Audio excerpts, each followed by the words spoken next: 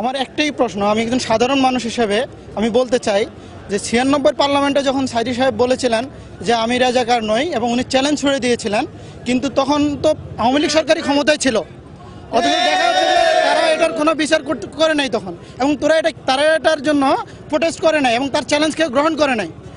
এবং তারপরে যখন 2001 সালে জোট সরকার ক্ষমতায় আসে, তখন তারা আওয়ামী লীগ বুঝতে পারছে যে বিএনপির সাথে জোট করে আওয়ামী লীগ আর কখনো ক্ষমতা আসবে না। এজন্য তারা পাতানো নির্বাচন করে 2009 সালে যখন ক্ষমতা আসে, তখন তারা সাইদি সাহেবের কণ্ঠকে স্তব্ধ করে দেওয়ার জন্য শুধুমাত্র রাজনৈতিক উদ্দেশ্য প্রণোদিত হয়ে আজকের এই বিচার তারা করতেছে। এর জন্য আমি জনসাধারণকে বলতে চাচ্ছি যে আসুন সবাই মিলে সোচ্চার হয়ে এই পাতানো ট্রাইব্যুনালকে বন্ধ করার জন্য সরকারকে আহ্বান জানাচ্ছি এবং জনগণকে আহ্বান জানাচ্ছি যে আপনারা এটার ভিতরে সোচ্চার হন।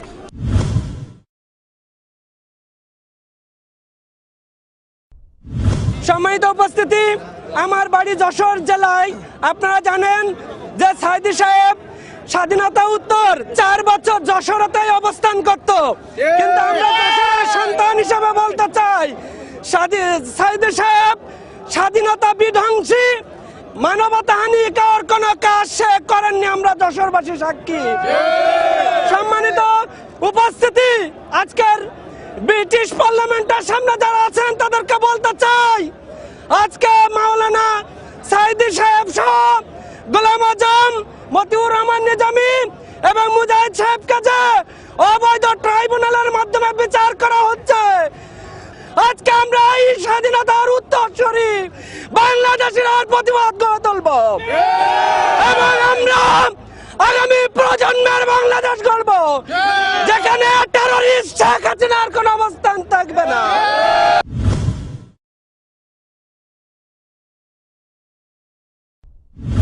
একটা নাটক সাজিয়েছে শেখ হাসিনা।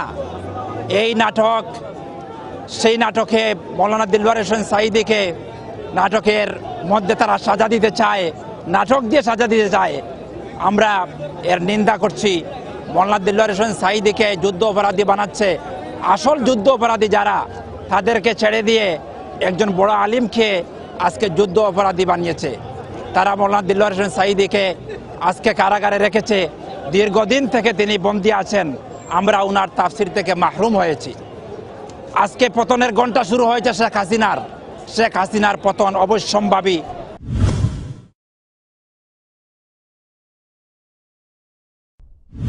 মৌলানা দেলোয়ার হোসেন সাঈদী সাহেব স্বাধীনতা বিরোধী হতেন, তাহলে 2 বার তিনি বিপুল ভোটে তার এলাকায় নির্বাচিত হতেন না। তার এলাকা আমরা জানি একটি হিন্দু অধ্যুষিত জনপদ, সেই জনপদে তিনি দুইবারের মতো হিন্দুদের ভোটে তিনি নির্বাচিত হয়েছেন। যদি তিনি সাম্প্রদায়িক সম্প্রীতিকে বিনষ্ট করতেন, তাহলে তার এলাকার মানুষ তাকে এভাবে ভালোবাসতো না।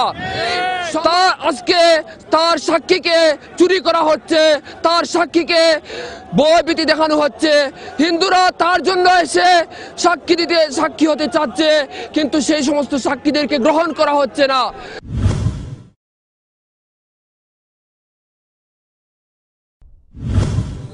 আমি কথা বলি খুব স্পষ্ট, যেহেতু কারো চাকরি করি না, জীবনেরও পরোয়া করি না, কারণ আমার জীবন যিনি দিয়েছেন নেওয়ার মালিক একমাত্র তিনি। হক কথা সারা জীবন বলেছি, মৃত্যুর শেষ মুহূর্ত পর্যন্ত হক কথা বলেই যাবো ইনশাআল্লাহ।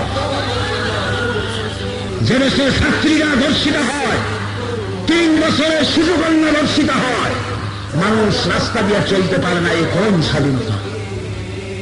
এই স্বাধীনতার মূল্য হবে কখন? কোন ব্যক্তির আদর্শ নয়, কোন ব্যক্তির পূজা নয়, কোন ব্যক্তির মূর্তি তৈরি করা নয়। যেদিন আল্লাহ রাসূলের আইন প্রতিষ্ঠা হবে, কোরআন চালু হবে, সেই দিন শান্তি প্রতিষ্ঠা হবে। এর আগে শান্তি হবে না।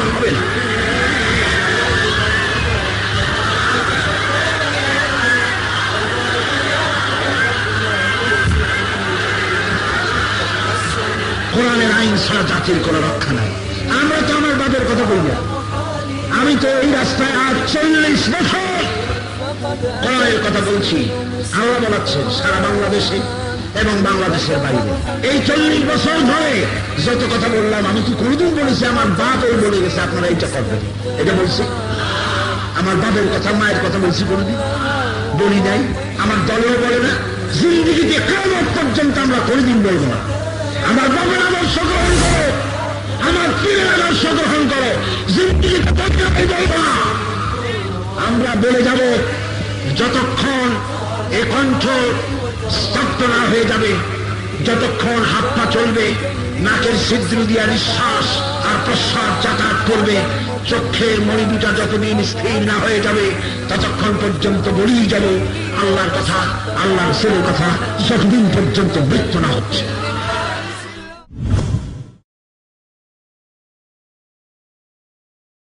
আল্লাহ দিলেন কৃষকেরই গোলা ভরা ধান রে, গোলা ভরা ধান।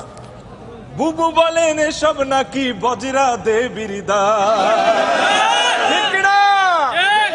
এখন বলেন আপনারা শেখ হাসিনা কি আসলে? কি? জোরে কি? ভণ্ড মুসলিম না রে তুমি দেশে বেমানান। বুবু জান, বুবু জান, আপনি ভারত চলে যান, আপনি দিল্লির প্রোডাকশন, আপনি ভারত মাতার প্রাণ। বুবু জান, বুবু জান, আপনি ভারত চলে যান।